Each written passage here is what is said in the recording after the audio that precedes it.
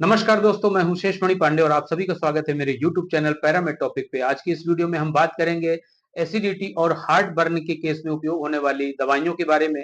साथ ही हम जानेंगे कि कौन कौन सी गैस की दवाइयां कब दी जानी चाहिए और इनसे रिलेटेड साइड इफेक्ट्स क्या हो सकते हैं, लंबे समय तक उपयोग करने पर कौन कौन सी बीमारियां हो सकती हैं इन दवाओं को लेने के कारण। तो वीडियो को लास्ट तक जरूर देखें और अगर आप पहली बार मेरे चैनल पर विजिट कर रहे हैं तो चैनल को सब्सक्राइब कर लें और साथ में बेल आइकॉन जरूर दबा दें ताकि आपको मेडिसिन से मिलने वाली हर अपडेट सबसे पहले मिल सके। तो चलिए अब हम वीडियो को स्टार्ट करते हैं।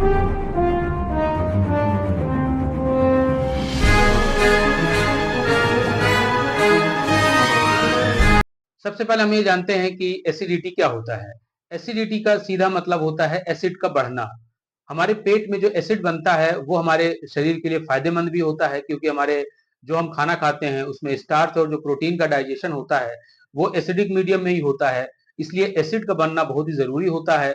लेकिन जब ये एसिड नॉर्मल लेवल से ज्यादा हो जाता है तब यही एसिड हमारे पेट में जलन पैदा करता है, गले में जलन पैदा करता है, सीने में जलन पैदा करता है, जिसे हम जीईआरडी भी कहते हैं।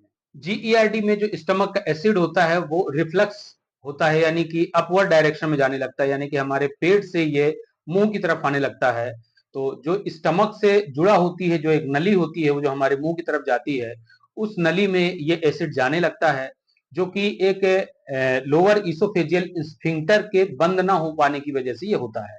आमतौर पर क्या होता है, जब हम खाना खाते हैं तो खाना खाने के लिए ये स्फिंक्टर खुलता है और हमारे पेट में खाना जाता है और ये बंद हो जाता है।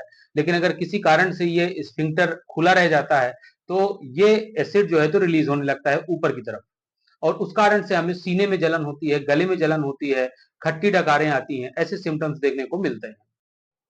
अब ये जो एलियस स्फिंक्टर यानी कि लोअर इसोफेजियल स्फिंक्टर होता है, इसके खुले रहने के कई कारण होते हैं, जैसे कि वजन का ज्यादा बढ़ जाना, उस कारण भी उसमें प्रेशर आता है तो ये खुला रह जाता है। इसके अलावा प्रेगनेंसी की केस में भी इसमें प्रेशर आता है।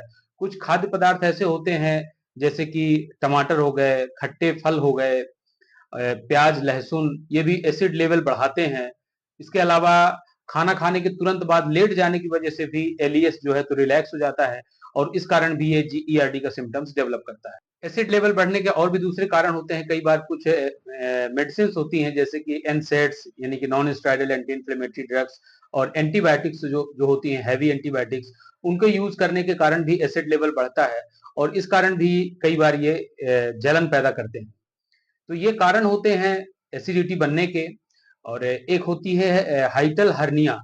हाइटल हर्निया यानी कि पेट की ऊपरी भाग में ये दबाव बनता है, उस कारण से ये एलियस रिलैक्स हो जाता है और क्लोज नहीं हो पाता है, जिसके कारण से एसिड रिफ्लेक्स होने के चांसेस बढ़ जाते हैं। अब हम बात करते हैं कि इसके ट्रीटमेंट के बारे में। तो जो फर्स्ट स्टेप में जो ट्रीटमेंट दिया जाता है, चूंकि यह है एसिड के बढ़ने की वजह से होता है, तो जो पहला जो अप्रोच होना चाहिए वो होता है एसिड को किसी भी तरह से न्यूट्रलाइज करना। तो एसिड को न्यूट्रलाइज करने वाले जो एजेंट होते हैं उनको कहते हैं एंटासिड्स।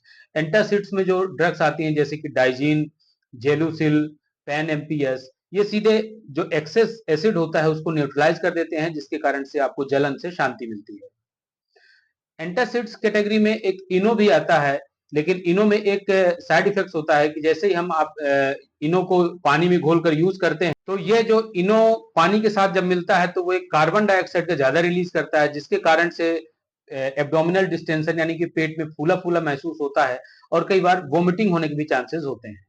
इसलिए बेहतर यही रहता है कि ऐसी कंडीशन में आप हमेशा एंटासिड्स जैसे कि जेलोसिल, डाइजीन या पेन एमपीएस ही यूज करें। अब अगर ये प्रॉब्लम लंबे समय तक परसिस्ट करती है, यानी कि एंटासिड्स सफिशिएंट नहीं होता है आपको बेहतर परिणाम देने के लिए, तब उस कंडीशन में जो नेक्स्ट स्टेप में आते हैं उसमें आती हैं H2 ब्लॉकर्स। H2 ब्लॉकर्स में जो ड्रग्स हैं उसमें है रेनिटिडीन और फेमोटिडीन। रेनिटिडीन में जो ड्रग्स ब्रांड नेम आती है उसमें है रेंटेक और एसिलग, और फेमोटिडीन में आती है फेमटेक। ये दोनों ही जो ड्रग होती हैं ये एंटासिड से काफी ज्यादा पोटेंट होती हैं और इनका असर करीब 12 घंटे तक रहता है। इसलिए इन्हें लेने का तरीका होता है कि आप इन्हें खाली पेट लें और इन्हें इसको लेने के बाद करीब 12 घंटे तक इसका असर रहता है, इसलिए दिन में इसे 2 बार लेना चाहिए। और रेंटेक के कंपैरिजन में जो फेमटेक होता है वो ज्यादा पोटेंट होता है। इसके बाद जो और पोटेंट ड्रग की तरफ अगर बढ़े नेक्स्ट स्टेप में, जब H2 ब्लॉकर सफिशिएंट नहीं होती हैं, वो बेहतर रिजल्ट नहीं देती हैं, तब उस कंडीशन में जो यूज होती हैं ड्रग उनको कहते हैं प्रोटॉन पंप इनहिबिटर्स यानी कि पीपीआई। ये पीपीआई जो होती है ये पूरी तरह से एसिड का बनना ही बंद कर देती हैं, यानी कि प्रोटॉन पंप को इनहिबिट कर देती हैं, जिसके कारण से एसिड बनता ही नहीं है। और ये लंबे समय तक असर देती है, बहुत ही पोटेंट होती हैं, जो लगभग 24 घंटे तक इनका असर रहता है। तो कई बार इसे वंस अ डे यानी कि दिन में एक बार भी अगर लेते हैं तो भी इनका रिजल्ट मिलता है बेहतरीन। इनको लेने का भी तरीका होता है, इन्हें आप खाली पेट यानी कि एम्प्टी स्टमक लें और खाने के 1 घंटे पहले, और अगर आपने मेडिसिन ले लिया है तो खाने के करीब 1 घंटे बाद तक कुछ भी खाएँ ना पिएँ। तो हम जानते हैं कि पीपीआई कैटेगरी में कौन-कौन सी ड्रग आती हैं। तो इस कैटेगरी में जो ड्रग हैं, वो सबसे पहले जो डिस्कवर की गई वो ओमेप्राज़ोल, उसके बाद रेबेप्राज़ोल, पेंटेप्राज़ोल, लेंसेप्राज़ोल और इसोमेप्राज़ोल। इस कैटेगरी की जो इसमें ड्रग आती हैं, इनके ब्रांड नेम की अगर बात करें तो जैसे ओमेप्राज़ोल में है, ओमेज़ है, ओमी है और पेंटोप्राज़ोल में है, पेंटोसिड है, पेन है, इसोमेप्राज़ोल में इसोमैक है, रेसिपर है, लेंसोप्राज़ोल में लेंज़ोल है, रेबेप्राज़ोल में रेबलेट रेबियम है। ये जो दवाइयाँ होती हैं, ये परमानेंट जो है तो एसिड के प्रोडक्शन को बंद कर देती हैं। जब तक आप ये दवा लेते हैं लगभग 24 घंटे तक एसिड सप्रेशन इसमें बना रहता है, इसलिए ये पोटेंट होती हैं। और जो ओमेप्राज़ोल होती है वो थोड़ा शॉर्ट एक्टिंग होती है और ये सबसे पहले ही इसको खोजा गया था। लेकिन इसके बाद जो दूसरी कैटेगरी की ड्रग हैं, बाकी जो 4 हैं, उनमें रेबिप्राज़ोल और इसोमेप्राज़ोल ज़्यादा पोटेंट होती हैं और लॉन्ग एक्टिंग होती हैं कंपैरिज़न विद अदर ड्रग्स। अब हम बात करते हैं इन कैटेगरी पीपीआई की जो कैटेगरी की ड्रग है, इनसे क्या-क्या साइड इफेक्ट्स हो सकते हैं। क्योंकि ये लंबे टाइम तक के लिए एसिड सेपरेशन करती हैं, इसलिए जो लोग लंबे समय तक ये गैस की दवाओं का उपयोग करते हैं, उस कारण से उनके पेट में एसिडिक एनवायरनमेंट नहीं बन पाता है और कुछ ऐसी चीज़ें हैं जो हमारे शरीर में एब्ज़ॉर्ब तभी होती हैं जब वो एसिडिक एनवायरनमेंट होता है, जैसे कि आयरन, कैल्शियम, विटामिन बी12। तो लंबे समय तक अगर ये दवाओं का उपयोग करते हैं तो एसिड सेपरेशन होने की वजह से इनका एब्ज़ॉर्प्शन कम हो जाता है, तो कैल्शियम की कमी हो सकती है जिसके कारण ऑस्टियोपोरोसिस हो सकता है। इसी प्रकार से विटामिन बी12 और फोलिक एसिड और इनकी कमी, अगर विटामिन बी12 की कमी हो जाती है तो आपको एनीमिया होने के चांसेस भी बढ़ जाते हैं। इसके बाद जो नेक्स्ट कैटेगरी की ड्रग आती है उसमें है प्रोकाइनेटिक। प्रोकाइनेटिक मतलब काइनेटिक मतलब एक तरह से मूवमेंट से रिलेटेड है। तो इस कैटेगरी की ड्रग जो है तो क्या पेरिस्टाल्टिक मोशन को इंक्रीज करती हैं। जैसा कि हमने देखा कि ये जो एसिड है वो ऊपर की तरफ जाने लगता है। तो ऐसी स्थिति में अगर ज्यादा समस्या है तो डॉक्टर कई बार कॉम्बिनेशन में भी देते हैं और सिंगल भी आती हैं, जैसे कि डोमपेरिडोन और लिवोसल्प्राइड।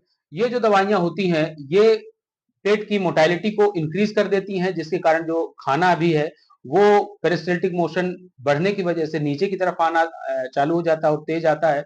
तो जिस कारण से आपको गैस की प्रॉब्लम जो ज्यादा बढ़ी है वो उसमें भी राहत मिलती है और ये मूवमेंट भी नीचे की तरफ होने की वजह से एसिड रिफ्लेक्स होने के चांसेस भी बहुत ही कम हो जाते हैं। जो डोमपेरिडोन का जो ब्रांड है उसमें डोमस्टल और लिवोसल्प्राइड का जो ब्रांड है लिजोराइड, और ये कॉम्बिनेशन में भी आते हैं पीपीआई के साथ में, जैसे कि पेन डी, ओमेस डी और इसोमेप्राज़ोल के साथ में भी आते हैं, लेंसोप्राज़ोल के साथ में भी आते हैं, पेन एल है, पेन डी है और रेबियम डी है, पेंटॉप डी है।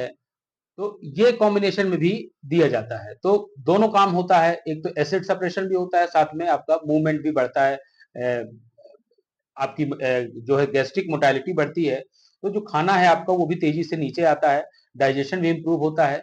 लेकिन इन दवाओं को लेते समय कुछ लोग गलतियां करते हैं कि अगर किसी का पेट खराब है, गैस बन रही है और साथ में लूज मोशन भी चल रहे हैं, तो ऐसी स्थिति में कुछ लोग इन दवाओं को ले लेते हैं। तो ऐसी स्थिति में लूज मोशन और बढ़ने के चांसेस बढ़ जाते हैं, क्योंकि ये दवा क्या करती है, प्रोकाइनेटिक है यानी कि मूवमेंट को बढ़ाती है, इंटेस्टिनल मूवमेंट बढ़ाती है। तो इस कारण से जो आपका डायरिया या लूज मोशन के चांसेस हैं वो और तेज हो सकते हैं और आपका लूज मोशन की फ्रीक्वेंसी भी बढ़ सकती है। इसलिए ऐसी स्थिति में आप केवल पीपीआई एलोन यूज करें, यानी कि केवल ओमेज यूज करें या पेन यूज करें, कॉम्बिनेशन में यूज ना करें। तो ये थी सारी जानकारी पीपीआई और एंटासिड्स और जो भी H2 ब्लॉकर्स के बारे में। तो उम्मीद है कि आपको समझ में आया होगा कि कौन सी दवा कब लेनी चाहिए और किस स्थिति में लेना चाहिए, और ज्यादा समस्याएं होने पर अपने डॉक्टर की सलाह के साथ ही इस दवाओं को उपयोग करें। मुझे उम्मीद है कि ये वीडियो आपको पसंद आया होगा और ऐसे ही मेडिसिन से रिलेटेड वीडियोस के लिए आप हमारे चैनल को सब्सक्राइब करें और साथ ही बेल आइकन दबा दें। तो मिलते हैं नेक्स्ट वीडियो में। Thank you so much for watching.